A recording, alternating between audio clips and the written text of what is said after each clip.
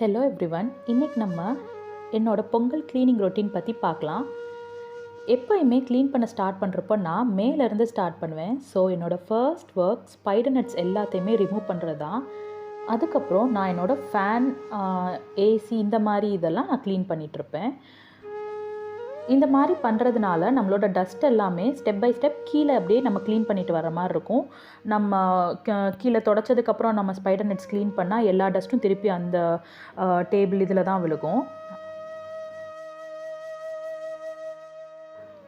அடுத்து நம்மளோட ஃபர்னிச்சர்ஸ் எல்லாத்தையும் க்ளீன் பண்ணிடலாம். வெளியிலேருந்து பார்க்குறப்போ இது ரொம்ப க்ளீனாக இருக்கிற மாதிரி இருக்கும். பட் இதுக்கு பின்னாடி போய் பார்த்தா தான் தெரியும் எவ்வளோ டஸ்ட் இருக்குன்றது. இது எல்லாத்தையும் இந்த மாதிரி ஒரு ப்ரஷ் யூஸ் பண்ணி நம்ம க்ளீன் பண்ணிக்கலாம். யூஸ்வலாக என்னோடய deep cleaning routine yearly 4 times வரும். Pongal, Tamil new year time, அப்புறம் விநாயகர் சதுர்த்தி, அப்புறம் ஃபைனலாக தீபாவளி டைம் கம்ப்ளீட் ஆகும். ஸோ தேட் இது ஒரு இயருக்கு எவ்ரி 3 months இன்டர்வலில் நான் க்ளீன் பண்ணிடுவேன். நம்மளோட சோஃபாவை நம்ம நல்லா ப்ரஷ் பண்ணியாச்சு. யூஸ்வலாக இந்த மாதிரி கேன் சோஃபாஸ் க்ளீன் பண்ணுறது, மெயின்டைன் பண்ணுறது ரொம்ப கஷ்டம். பிலீவ் மீ, இது ஒரு 20 years ஓல்டு சோஃபா தான் இது. அதுலேருந்து நான் இவ்வளோ டஸ்ட் கலெக்ட் பண்ணியிருக்கேன். யூஸ்வலாக நம்ம இந்த மாதிரி ஸ்கர்ட்டிங் டைல்ஸுக்கு மேலே இருக்கிற அந்த ஸ்பைடர் நெட்ஸை நம்ம ரிமூவ் பண்ண மறந்துடுவோம். எஸ்பெஷலி நம்ம ஏதாவது ஒரு கேபினட், ஏதோ ஒரு டேபிள் வச்சுருந்தா அதுக்கு பின்னாடி இருக்க ஏரியாவை மறந்துடுவோம். மித்த ஸ்பேஸ் கூட நம்ம கூட்டுறப்ப கூட்டிடலாம். இதையும் நம்ம கிளியர் அவுட் பண்ணிடலாம். அதுக்கப்புறம் நம்ம அழகாக இருக்குது, டெக்கரேஷன் செம்மையாக பண்ணியிருக்கோம் அப்படின்னு நினச்சி வச்சுருக்கிற நம்மளோட இந்த மாதிரி டெக்கரேட்டிவ் ஷெல்ஃப்ஸில் எவ்வளோ அழுக்கு இருக்குன்றதை பாருங்கள். இது எல்லாத்தையும் நம்ம டஸ்ட் பண்ணி எடுத்துடலாம். இப்போ பார்க்குறதுக்கு நல்லா இருக்கும்னு நினைக்கிறேன். இந்த மாதிரி டெக்கர்ஸ்க்கு உள்ளே இருக்கிற அந்த டஸ்ட்டெல்லாம் என்ன தான் ப்ரஷ் பண்ணி விட்டாலும் போகாது. ஸோ இதுக்கு ஒரே சொல்யூஷன், ஈரமான துணி வச்சு ரிமூவ் பண்ணுறது தான். மைக்ரோ ஃபைபர் கிளாத்தை நல்லா ஈரம் பண்ணிவிட்டு அதை வச்சு நல்லா நம்ம டஸ்ட் பண்ணி எடுத்துடலாம்.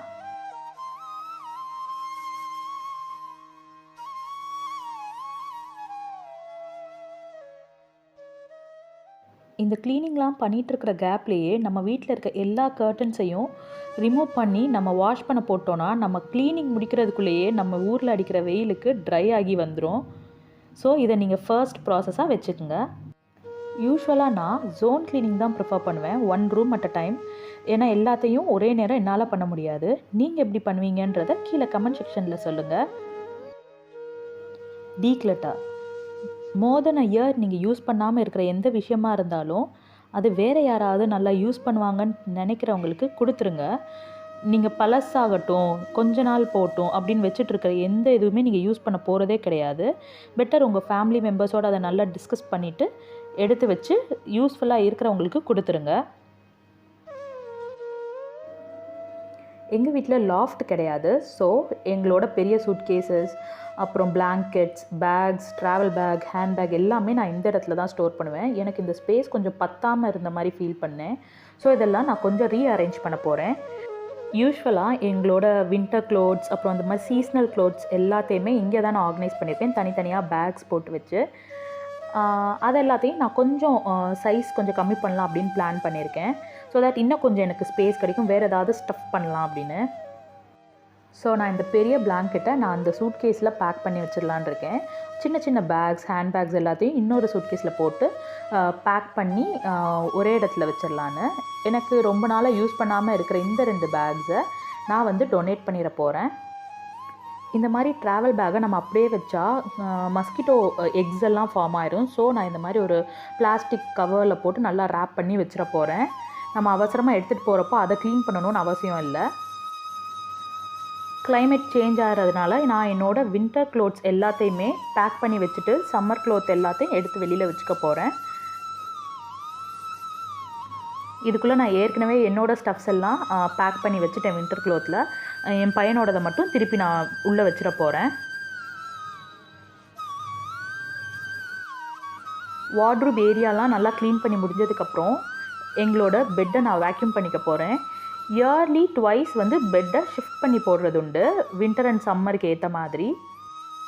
ஒவ்வொருத்தவங்களுக்கு ஒவ்வொரு விஷயத்தில் ஒரு அப்சஷன் உண்டு. எனக்கு யூஸ்வலாக இந்த ஆர்ட் அண்ட் கிராஃப்ட் ஐட்டம், அப்புறம் இந்த ஸ்டேஷ்னரி ஐட்டத்தில் எப்போயுமே ஒரு அப்சஷன். இது எல்லாத்தையுமே நான் ஈவன் தோ அந்த பாட்டில்லாம் தீர்ந்து போயிட்டா கூட அப்படியே வச்சுட்டே இருப்பேன். இதுலேருந்து நான் வெளியில் வரணும் அப்படின்றதுக்காக நான் ஸ்டார்ட் பண்ண திங் தான் இது.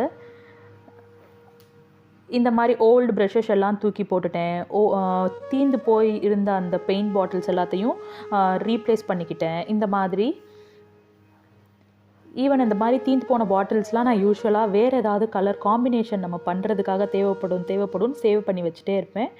தேவைன்னா வச்சுக்கலாம், இல்லாட்டி டிஸ்போஸ் பண்ணிடுங்க. அடுத்து நம்ம பார்க்க போகிறது டாக்குமெண்ட் ஆர்கனைசேஷன். ரொம்ப முக்கியமானது. இதை பற்றி டீட்டெயில்டாக வேணும்னா சொல்லுங்கள், நான் அடுத்த வர வீடியோவில் ரொம்ப டீட்டெயில்டாக நான் சொல்கிறேன். நான் எப்போயுமே ரொம்ப டைரிஸ்லாம் சேவ் பண்ணி வைப்பேன். பார்த்தாலே தெரியும் 2014 டைரிஸ்லாம் கூட இருக்குது. அதில் நான் ரொம்ப யூஸ் பண்ணி தேவையில்லை அப்படின்னு நினைக்கிற ஒரு 3 ஐட்டம்ஸை நான் இப்போ டிஸ்கார்ட் பண்ண போகிறேன். இது எல்லாமே பேப்பர்ஸ்லாம் முடிஞ்சிருச்சு. இந்த நோட் புக் பற்றி நான் சொல்லியே ஆகணும். இது ரொம்ப கம்ஃபர்டபுளாக இருந்தது. இந்த இடத்துல ஸ்கேல் வரும், அதுக்கப்புறம் ஒரு பவுச், ஏதாவது இம்பார்ட்டண்ட் திங்கை வச்சுக்கலாம். இங்கே பென் வைக்கிற மாதிரி இருக்கும். அப்புறம் கொஞ்சம் ஸ்டிக்கி நோட்ஸ்லாம் இருந்தது. ரொம்ப கம்ஃபர்டபுளாக இருந்தது. இதில் பேப்பர் முடிஞ்சிருச்சு. இதை நினைக்கிறப்போ கொஞ்சம் கஷ்டமாக தான் இருக்குது. பட் ஸ்டில் இதே மாதிரி ஒன்று பார்க்கலாம் நமக்கு கிடைக்குதான்னு. உங்களுக்கு ரெகுலராக வர பில்ஸ், கல்யாண பத்திரிக்கை, இந்த மாதிரி திங்ஸ் எல்லாத்தையும் டேட்டெல்லாம் முடிஞ்சு போயிடுச்சுன்னா பார்த்து எவ்ரி மந்த் நீங்கள் டிஸ்கார்ட் பண்ணிடுங்க. யூஸ்வலாக என்னோடய டாக்குமெண்ட்ஸ் எல்லாம் நான் இப்படி தான் அரேஞ்ச் பண்ணியிருப்பேன். இதை பற்றி டீட்டெயில்டாக நான் அப்கமிங் வீடியோஸில் நான் சொல்கிறேன். யூஸ்வலாக நான் எவ்வளோ க்ளீன் பண்ணாலும், வீக்லி ஒன்ஸ் க்ளீன் பண்ணால் கூட கிளம்ஸியாக எப்பயுமே இருக்கிற ஒரே ஏரியா இந்த ஏரியா தான். இது ஒரு நேரோ ஸ்பேஸ். ஸோ இதை ஹேண்டில் பண்ணுறதுக்காக நான் இந்த மாதிரி மொபைல் வரக்கூடிய அந்த பேக்கை நான் ஒரு ட்ரே மாதிரி யூஸ் பண்ணுறேன். இங்கே என்னோடய காஸ்மெட்டிக்ஸ் இந்த மாதிரி இது வந்து என் ஃப்ரிட்ஜோடு வந்தது இந்த செட்டு. இதிலலாம் கொஞ்சம் அப்படி நேரோவாக இருக்கிற ஸ்பேஸுக்கு காம்பேக்டாக இருக்கிற மாதிரி நான் பார்த்து ஃபிக்ஸ் பண்ணிக்க போகிறேன். ஃபினிஷ்டு லுக் இப்படி தான் இருக்குது. அதுக்கப்புறம் ஃபைனலாக நம்மளோட டிஜிட்டல் கிளட்டரை நம்ம க்ளீன் பண்ணியே ஆகணும். ஏன்னா ஏகப்பட்ட ஃபோட்டோஸ் எடுக்கிறோம், நிறையா வீடியோஸ் எடுக்கிறோம், ரிப்பீட்டடாக இருக்குது. அது தேவையில்லாமல் நம்மளோட மெமரி ஸ்பேஸை ஆக்குப்பை பண்ணிகிட்ருக்கோம்.